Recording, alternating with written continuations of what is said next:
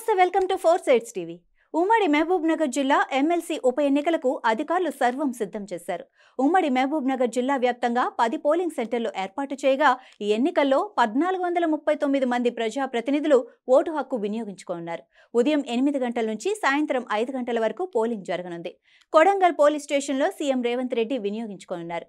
MLC ఎన్నికలపై మరింత సమాచారం మా పాలమూరు ప్రతినిధి చందు అందిస్తారు. జరగబోయే ఎమ్మెల్సీ ఎన్నికలకు కూడా మహబూబ్ నగర్ జిల్లా కేంద్రంలో అన్ని ఏర్పాట్లు కూడా పూర్తి చేశారు. ముఖ్యంగా ఏదైతే ఎమ్మెల్సీ ఎన్నికల్లో అసెంబ్లీ ఎన్నికల్లో పోటీ చేసినటువంటి కల్వకుర్తి అభ్యర్థి కసిరెడ్డి నారాయణ రెడ్డి రాజీనామా చేయడంతో ఇక్కడ ఎమ్మెల్సీ ఎన్నిక అయితే అనివార్యమవుతుంది. ప్రస్తుతం మనం జిల్లా కేంద్రంలో ఉన్నటువంటి మండల పరిషత్ కార్యాలయంలో ఉన్నాము. రేపు జరగబోయే మొత్తం కూడా 1439 మంది అభ్యర్థులు ఇక్కడనే ఓటు హక్కు వినియోగించుకున్నాడు. ప్రస్తుతం మనం ఇక్కడ ఏదైతే మండల పరిషత్ జిల్లా కేంద్రంలో జిల్లా కేంద్రంలో మొత్తం కూడా 1439 మంది అయితే ప్రజాప్రతినిధులు ఓటు హక్కు వినియోగించుకున్నారు. అయితే ఈ ఎన్నికల్లో మొత్తం కూడా ముగ్గురు అభ్యర్థులు అయితే బరిలో ఉన్నారు. ముఖ్యంగా ఏదైతే కాంగ్రెస్ పార్టీ అధికార పార్టీకి చెందినటువంటి మన్నే జీవన్ రెడ్డి కావచ్చు, అదేవిధంగా బీఆర్ఎస్ నుండి నవీన్ రెడ్డి, అదేవిధంగా స్వతంత్ర అభ్యర్థిగా సుదర్శన్ గౌడ్ బరిలోనైతే ఉన్నారు. ఏదైతే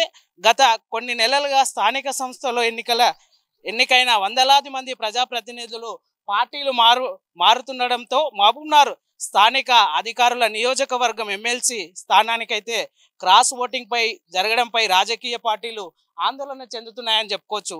ముఖ్యంగా మొత్తం కూడా 1439 మంది అభ్యర్థులు అయితే ఈ యొక్క ఓటు హక్కును వినియోగించుకున్నారు. అయితే రేపు జరగబోయే ఈ యొక్క ఎమ్మెల్సీ ఎన్నికలకైతే మొత్తం కూడా పోలీసులు బందోబస్తు అయితే మొత్తం ఏర్పాట్లు అయితే పూర్తి చేశారు.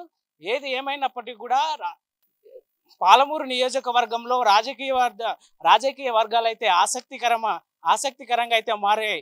అయితే ఏదైతే ఇక్కడ ఉన్నటువంటి బీఆర్ఎస్ కు అదేవిధంగా అధికార పార్టీకి సంబంధించినటువంటి ప్రజాప్రతినిధులలో అయితే క్యాంపుల ద్వారా గోవాకు కానీ అదేవిధంగా ఏదైతే ఫామ్ హౌస్లకు తరలించి వాళ్ళు గుప్తంగా అయితే పెట్టారు. ముఖ్యంగా ఏదేమైనప్పుడు కూడా రేపు జరగబోయే ఎమ్మెల్సీ ఎన్నికల్లో కూడా నేరుగా ఇక్కడికి వచ్చి ఓటు హక్కు వినియోగించుకోనున్నారని చెప్పచ్చు.